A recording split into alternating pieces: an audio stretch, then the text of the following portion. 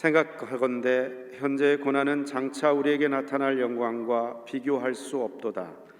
피조물이 고대하는 바는 하나님의 아들들이 나타나는 것이니 피조물이 허무한데 굴복하는 것은 자기 뜻이 아니요 오직 굴복하게 하시는 이로 말미암음이라.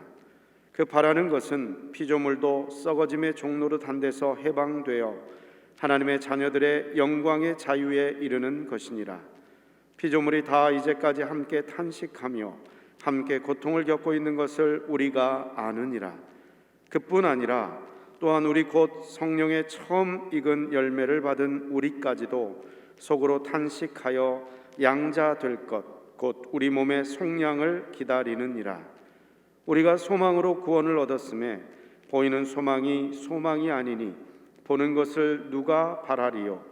만일 우리가 보지 못하는 것을 바라면 참음으로 기다릴지니라.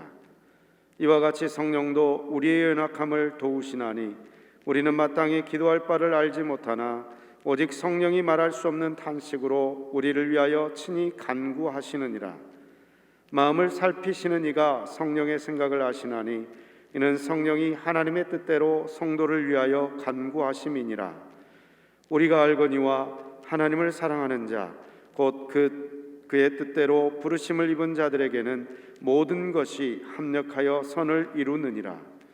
하나님이 미리 아신 자들을 또한 그 아들의 형상을 본받게 하기 위하여 미리 정하셨으니 이는 그로 많은 형제 중에서 맏아들이 되게 하려 하심이니라. 또 미리 정하신 그들을 또한 부르시고 부르신 그들을 또한 의롭다 하시고 의롭다 하신 그들을 또한 영화롭게 하셨느니라. 아멘. 우리가 쓰는 용어 가운데 D-Day라는 말과 V-Day라고 하는 말이 있습니다. 이 D-Day는 Decision Day라는 뜻이고 결전의 날, 또 어떻게 보면은 결정의 날 이렇게 말할 수 있고요. V-Day란 말은 빅토리 데이, 승리의 날 이렇게 말할 수 있습니다. 근데 이 D-Day나 V-Day란 말은 언제 나왔냐면 2차 세계대전 때 사용되게 됐는데, 한창 코너에 몰렸던 연합군이 노르만디 상륙작전을 준비하면서 그 날을 D-Day, Decision Day, 결정의 날로 정했습니다. 그래서 이 노르만디 상륙작전을 행함으로 말미암아서 이제 연합군들이 물자와 이렇게 탱크와 군사들이 들어가게 되면서 전쟁을 이길 수 있는 길이 열려졌습니다. 그렇다고 해서 그 D-Day를 해서 들어갔다고 해서 곧바로 승리한 건 아닙니다. 독일군이 훨씬 더 많이 저항하게 되게 되고 어려운 전투가 있게 되는 가운데 그래도 그들이 이 노르망디 상륙작전이 계기가 되어서 베를린까지 공격하게 되고 마침내 전쟁에 승리하게 되는데 이 날을 V-Day, 빅토리 데이, 승리의 날이라고 이렇게 말합니다. 근데 어떤 학자들은 이 D-Day나 V-Day를 예수님의 초림과 재림으로 비유를 하셨어요. 예수님께서 하늘 보좌 버리시고 이 땅에 오셔서 십자가에 못 박혀 죽으셨다가 살아나심으로 사탄의 권세를 깨뜨릴 수 있는 길이 열려졌어요. 그래서 저희가 예수를 통해서 십자가에 못 박혀 죽으시고 살아난 예수를 통해서 구원받는 길이 열려졌는데 그렇다고 해서 완전한 구원은 아닙니다. 왜냐하면 노르만디 상륙작전을 통해서 다 길이 열려졌지만 더 독일군을 거세게 방해한 것처럼 사탄의 권세들이 자기의 영역이 줄어들기 때문에 더욱더 거세게 대응하고 있습니다. 그래서 우리가 최후로 마지막에 완전한 구원은 언제 얻느냐? 예수님 재림하는 날, 그때가 V-Day가 된다는 거예요. 그러면 우리 삶은 예수님의 초림과 재림의 사이 살고 있는 성도들은 디시전 데이와 빅토리 데이 사이 살고 있기 때문에 전쟁의 때에 살고 있습니다. 자, 이 전쟁이 어떤 전쟁입니까? 영적인 전쟁입니다. 그래서 예수님은 온수마귀 사단 온사지 산지를 찾고 있다고 말씀하셨어요. 우리 성도는 근신하고 깨어 있어야 됩니다. 그런데 이 전쟁이라고 하는 것은 고난이잖아요. 여러분 전쟁터에 있는 군인이 다리 뻗고 잔 적이 있어요? 편하게 산 적 보셨습니까? 힘듭니다. 마음껏 자지 못합니다. 전쟁을 준비하기 위해서 항상 깨어 있어야 됩니다. 보통 힘든 것이 아닙니다. 우리 성도도 마찬가지입니다. 내가 예수 믿기 전에는 마음대로 살아도 좋았습니다. 왜냐? 사탄의 밥이었기 때문에. 그런데 내가 예수를 믿고 나서는 영적인 전쟁에 속한 군인이기 때문에 항상 긴장하고 깨어 있어야 된다고 말씀하는 겁니다. 그래서 디모데후서 2장 3절에 보면 사도 바울은 디모데에게 이렇게 말합니다. 내가 그도 예수의 좋은 군사로 나와 함께 고난을 받을지니 말씀하셨어요. 예수를 믿는 믿음의 아들 디모데에게 네가 나와 좋은 군사로 나와 함께 고난을 받을지니 말씀합니다. 그렇습니다. 십자가의 군인은 전쟁 중에 있기 때문에 고난을 받을 수밖에 없습니다. 자, 그러면 우리가 싸우는 이 싸움은 어떤 싸움이라고요? 영적인 싸움입니다. 사단과 그의 부하인 귀신과의 싸움입니다. 이 말씀 들으니까 요새 나오는 어떤 괴기 영화의 한 장면 같지만은 이것은 뭔 말이냐면 내가 깨닫지 못하던 것, 보지 못하던 것, 이 싸움을 하고 있다는 것입니다. 이 싸움하지 않으면 고난이 없습니다. 여러분, 예수 믿어도 적당히 믿고 대충 살면 고난이 없어요. 왜? 우리는 벌써 사탄의 그늘에서 벗어나지 못하기 때문에 그렇습니다. 내가 말씀대로 살고 믿은 대로 살아가면 사탄의 권세는 나를 무너뜨리기 위해서 자기 영역이 더 좁아지기 때문에 많이 대적하게 되고 고난을 주게 되고 어렵게 할 때가 많아요. 그래서 이 말씀을 더 잘 이해하기 위해서는 오늘 로마서 8장 17절의 말씀 한번 읽어봐야 될 텐데 우리 한번 읽어보겠습니다. 로마서 8장 17절의 말씀 시작. 자녀이면 또한 상속자, 그 하나님의 상속자요 그리스도와 함께한 상속자니 우리가 그와 함께 영광을 받게 하여 고난도 함께 받아야 할 것이니라. 아멘.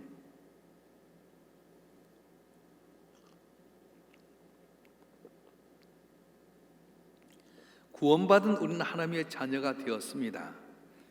그럴 때 받아들인 예수 그리스도의 십자가에 못 박혀 죽으심과 함께 우리 하나님의 상속자가 되었습니다. 그러면 이 상속자의 영광을 얻기 위해서 내가 또 어떻게 되냐? 그리스도의 고난에 나도 같이 고난을 동참해야 된다고 말씀하셨어요. 우리가 복을 받는다는 걸 참 좋아하는데 고난 받는다면 다 싫어하잖아요. 그러나 이 고난은 내가 이 고난의 수감보다 더 큰 영광을 얻기 때문에 상상치 못할 놀라운 영광이기 때문에 이 고난을 감내해야 된다고 말씀합니다. 우리 18절 말씀 한번 읽어보겠습니다. 18절 말씀 시작. 생각하건대 현재의 고난은 장차 우리에게 나타날 영광과 비교할 수 없도다. 아멘. 우리가 올림픽에 나가는 선수촌에 들어간 이 선수들이 많은 고난과 연단이 있는데 나중에 메달 받게 되면 그동안 훈련했던 고난이 싹 사라지게 되고 몇백 배, 몇천 배의 영광을 얻는 것처럼 내가 주님과 함께 고난의 자리에 임하게 되면 나중에 얻을 영광이 크기 때문에 그 십자가, 그 고난의 길을 가라고 말씀하는 겁니다. 자, 그런데 고난에 대해서 우리가 이야기하게 될 때 우리 하나 기억해야 될 것이 있는데 성경이 말하는 고난은 뭐냐면 예수 믿기 때문에 받는 고난을 말해요. 어떤 부동산을 하던 복부인이 부동산 투자했다가 잘못해서 경제에 어려움이 왔다. 고난이라는데 이건 성경이 말하는 고난이 아닙니다. 또 어떤 분이 시어머니와 어려운 관계 속에서 고난이 있어요. 아이고, 주님 이 십자가를 면하게 해달라고. 근데 성경이 말하는 고난 이런 고난이 아니에요. 어떤 분은 내가 남편하고 같이 만나서 살아가면서 토닥토닥 싸우는 것을 고난이라고 말합니다. 근데 이것도 성경이 말하는 고난이 아닙니다. 성경이 말하는 고난은 뭐냐면 예수님 때문에 받는 그런 고난. 예를 들어서 지금은 그런 고난이 없습니다. 그런데 내가 예수를 믿기 때문에 받는 고난이에요. 지금도 아프가니스탄이나 파키스탄, 중동에 있는 모슬렘 국가에서는 예수님 따라 믿는 것 때문에 가족들에 의해서 쫓겨나게 되게 되고 동네 사람들의 멀매를 맞게 되게 되고요. 심지어는 죽음에도 처하게 되게 됩니다. 이게 바로 초대교회에 있었던 그 고난이 중동 지방의 모슬렘 지역에는 지금도 있게 되는 거예요. 그런데 문명국가에 살고 있는 우리에게는 그런 혹독한 고난은 없습니다. 그렇지라도 우리에게는 다른 고난이 있는데 어떤 고난이냐? 예수 믿는다고 해서 남편에게 정신적으로 육체적으로 학대를 당하기도 합니다. 직장에서 실자리에 참여하지 않는다고 해서 따돌림 받거나 진급하는 데 지장이 있게 됩니다. 남들이 다 하는 땅 투기에 나는 예수 믿기 때문에 못한다 해서 경제적인 어려움들이 있을 때에 그것이 고난일 수 있습니다. 예수 믿지 않는 사람하고 결혼하지 않겠다는 신념 때문에 결국은 홍기를 놓치는 경우도 있습니다. 주일날 교회에 가야 하기 때문에 내가 하고 싶은 걸 하지 못한 그런 어려움도 있습니다. 수요 기도회 구역 모임 또 성경 공부 다 참가하다 보니 피곤하고 시간이 없습니다. 적은 수입에 11조 감상 들고 나니까 생활이 쪼들립니다. 이런 것들이 바로 예수님 믿기 때문에 오는 고난이라고 말씀하는 겁니다. 여러분 가운데 혹시 이런 고난 가운데 탄식하고 계시면 계십니까? 그런데 이 고난은 내가 장차 얻을 영광에 비하면 저기 비교할 수 없는 아주 작은 것이라고 말씀하는 거예요. 우리를 향하신 성경의 놀라운 위로의 말씀이 있습니다. 26절 말씀 한번 읽어보겠습니다. 26절 말씀 시작. 이와 같이 성령도 우리 연약함을 도우시나니 우리 마땅히 기도할 바를 알지 못하나 오직 성령이 말할 수 없는 탄식으로 우리 위하여 친히 간구하시느니라. 아멘. 여기에 보면 인간의 정의를 보면 약하다는 것입니다. 질그릇과 같습니다. 근데 이 질그릇 안에 보배인 예수가 와서 우리가 존귀케 되었어요. 근데 이 질그릇이 깨지면 얼마나 쉽게 깨집니까? 본 차이나라고 소뼈를 갈아가지고 도자기를 만들어서 깨지지 않는다고 하지만 또 놓으면 착 깨지듯이 우리 인간은 깨지게 돼 있어요. 육체적인 면도 그렇습니다. 건강하다고요, 헬스하고 자기 몸 가렸어도 한 번만 살구머니 암이 들어오면 깨져버리잖아요. 정신적으로 얼마나 약합니까? 누가 상처받는 말하면 시험에 들어버립니다.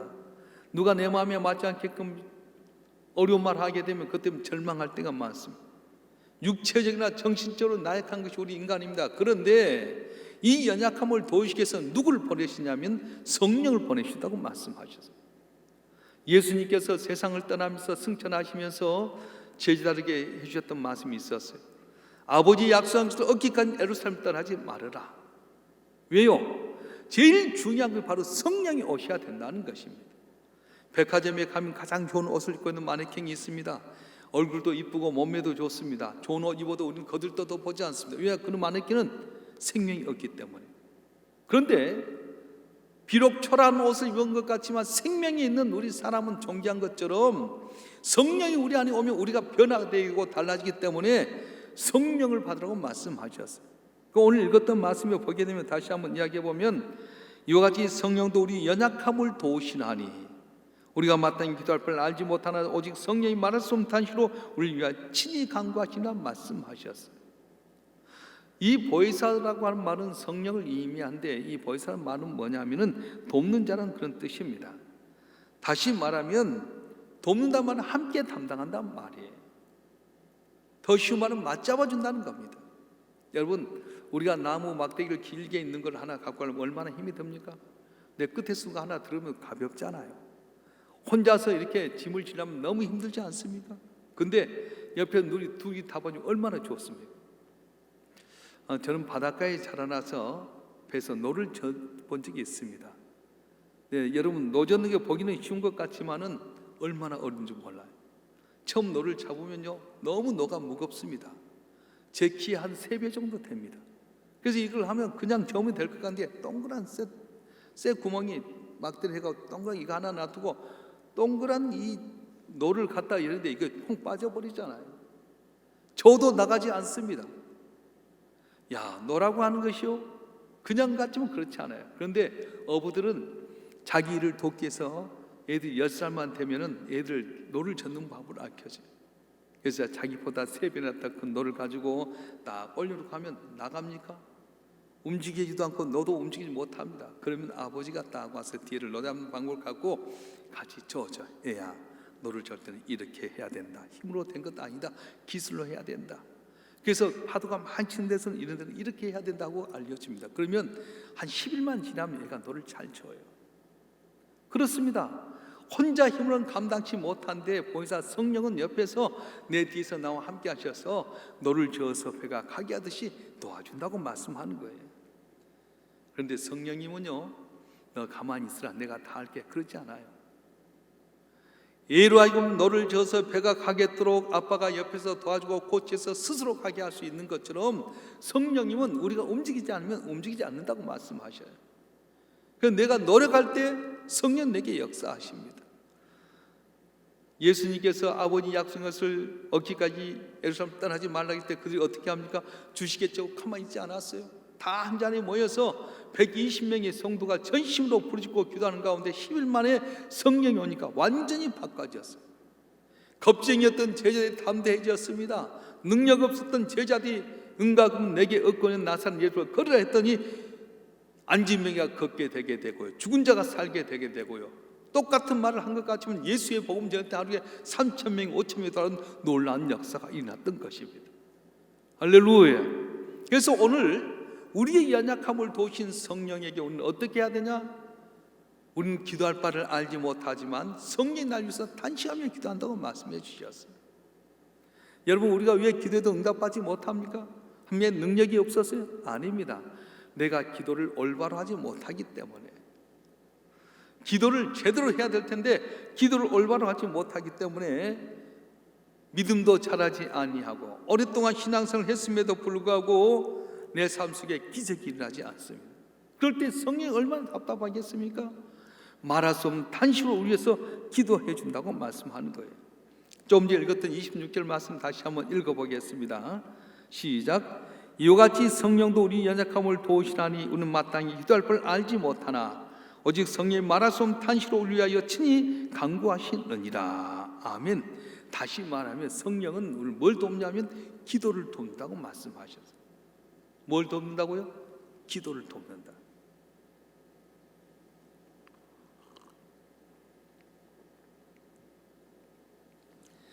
왜 성령께서 특별히 기도를 도우십니까?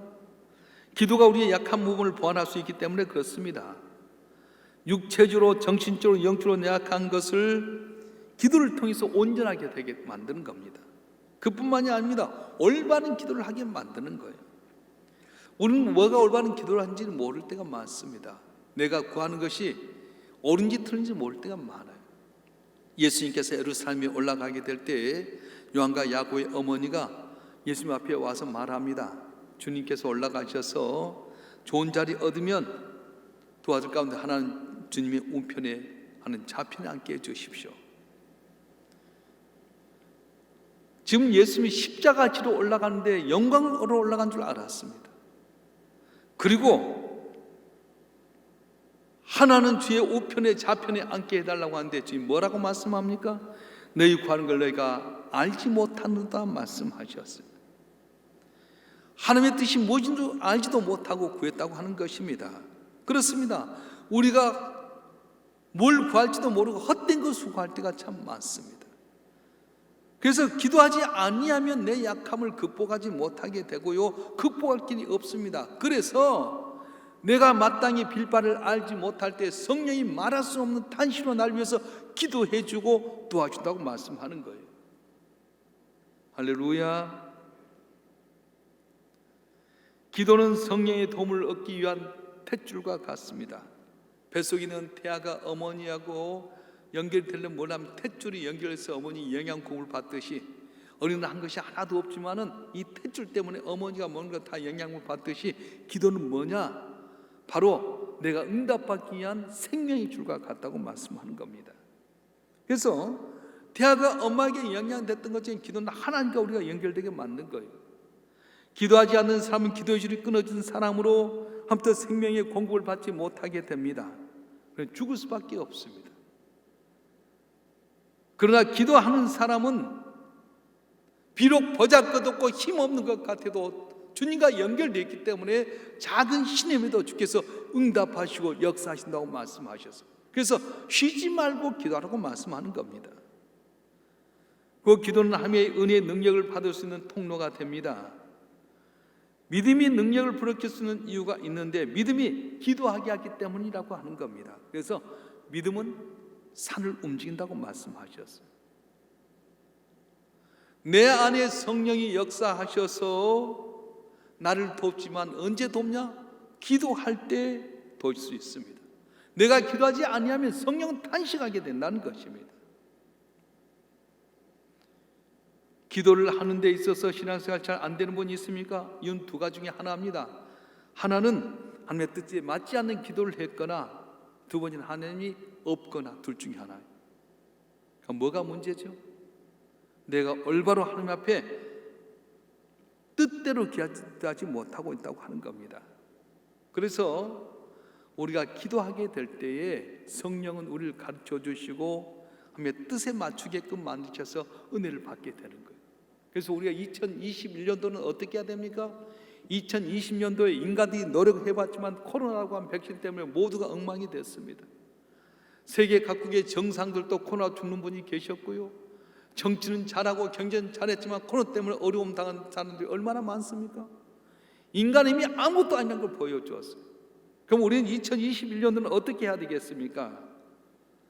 우리 삶 가운데 주름 지었을 때 펴주는 것은 다리미질로 가면 펴주는 것처럼 영적인 세탁소, 영적인 목욕탕 같은 주님을 의지해야 된다는 겁니다. 아무리 세우시라 할지라도 주름이 없을 수는 없습니다. 주름을 아예 없으려 해도 내 마음대로 되지 않습니다. 어떻게 해야 됩니까? 다름질에서 깨끗하게 주름 펴듯이 주님 앞에 나와서 내 심령과 가정을 성령을 통해서 주름 펴야 된다고 말씀하셨어요. 우리가 기도하면 주께서 도와주신 거예요. 할렐루야. 2021년도는 회복되는 해가 될 줄로 믿습니다. 총에서 회복되게 해주시옵소서 고백했는데 뭘 회복해야 됩니까? 예배가 회복되게 되고 믿음이 회복되게 되고 찬송이 회복되게 되고 기도가 회복되게 되고 성도의 교제가 회복되게 되고 전도가 회복되어서 모든 것이 정상이 되는 귀한 은혜가 있어야 될 줄로 믿습니다. 야곱을 죽였던 헤롯이 교회 지도자를 죽이면 백성들이 인정을 받으니까 베드로를 잡았어. 그러고는 4명씩 한 조로 이고 세 대가 있어서 베드로의 착고를 딱 채우고 지키고 있었습니다. 그때 교회는 야곱 사도가 죽었지요. 베드로까지 감옥에 갇혔죠. 기도합니다. 수가 얼마 되지 않지만 함께 기도했을 때 놀라운 기적이 일어났습니다. 천사가 오더니 탁 잠자는 베드로를 깹니다. 일어나라. 꿈인지 생신지 모르고 딱 일어났더니 자꾸가 탁 벌려집니다. 앞에 가로등 문이 창 열려집니다. 4명씩 보초가 성대 지나가도 있는지 없는지 그냥 지나가게 되는 겁니다. 베드로도 꿈인가 했더니 알고 보니까 진짜였어요. 그렇습니다. 성령에 우리가 기도하면 묶였던 창구가 풀려지게 되고 닫혔던 문이 열려지게 되게 되고요. 날 철동같이 지금 로마의 군사도 내가 있는지 없는지 지나가게 만들고요. 할렐루야. 2021년도 이런 역사가 일어날 줄 믿습니다. 그래서 우리는 항상 성령 안에 있어야 되는 겁니다. 우리가 왜 실수합니까? 왜 잘못된 판단한 겁니까? 왜 우리가 시험에 드는 겁니까? 기도하지 아니하면 천하장사도 목사도 장로도 권사도 누구도 예의 없이 다 시험에 들어버린 거예요. 저는 우리 성도들 딱 보면 알아요. 혼자 잘한 것 같아도 기도하지 않으면 여지 없습니다. 사탄은 우리하고 같이 있으면 우리는 눈 가리고 수건 매놓고 장인과 같아 이리 와라 해놓고 싹 빼듯이 기도하지 않으면 영적인 눈이 가려져서 잘못 선택하게 되고요, 잘못된 길을 갈 수밖에 없어요. 지금 온 세상이 그렇습니다. 여러분 왜 코로나가 왔다고 생각하십니까? 이 시대에 바벨탑을 쌓는 것과 같았어요.